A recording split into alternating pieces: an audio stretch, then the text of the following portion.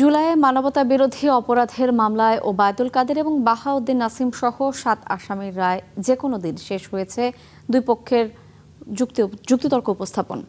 দুপুরে বিচারপতি নজরুল ইসলাম চৌধুরীর নেতৃত্বাধীন আন্তর্জাতিক অপরাধ ট্রাইব্যুনাল ২-এ শুনানি শেষে দেওয়া হয় আদেশ। এর আগে ১২ আগস্ট শেষ হয় রাষ্ট্রপক্ষের যুক্তিতর্ক উপস্থাপন। তাতে কাদের সহ সব আসামি সর্বোচ্চ শাস্তির দাবি জানান চিফ প্রসিকিউটর। পাশাপাশি করা হয় তাদের সম্পত্তি বাজেয়াপ্তের আবেদন। এরপর আসামি পক্ষের যুক্তি উপস্থাপন শেষে তা খণ্ডন করে রাষ্ট্রপক্ষ। ওবায়দুল কাদের ছাড়াও এই মামলার জন্য অন্য আসামিরা হলেন আওয়ামী লীগের যুগ্ম সাধারণ সম্পাদক আফম বাহাউদ্দিন নাসিম, সাবেক তথ্য প্রতিমন্ত্রী মোহাম্মদ আলী আরাফাত, যুবলীগ সভাপতি শেখ ফজলে শামস পরশ এবং সাধারণ সম্পাদক মাইনুল হোসেন খান নিখিল এবং নিষিদ্ধ সংগঠন ছাত্রলীগের সভাপতি সাদ্দাম হোসেন ও সাধারণ সম্পাদক শেখ ওয়ালি আসিফ ইনান।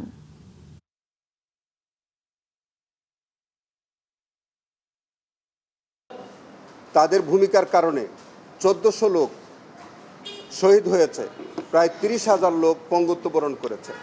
সেই কারণে জনাব ওবায়দুল কাদের সহ যে ৭ জন, তাদের বিরুদ্ধে ট্রাইব্যুনালে পর্যাপ্ত সাক্ষ্য প্রমাণ উপস্থাপন করা হয়েছে এবং আমরা বিশ্বাস করি যে তারা যে অপরাধ করেছে সেই অপরাধের দায় তাদেরকে নিতে হবে এবং সেখানে ট্রাইব্যুনাল তাদেরকে সর্বোচ্চ শাস্তি দেবেন বলে আমরা প্রত্যাশা করি।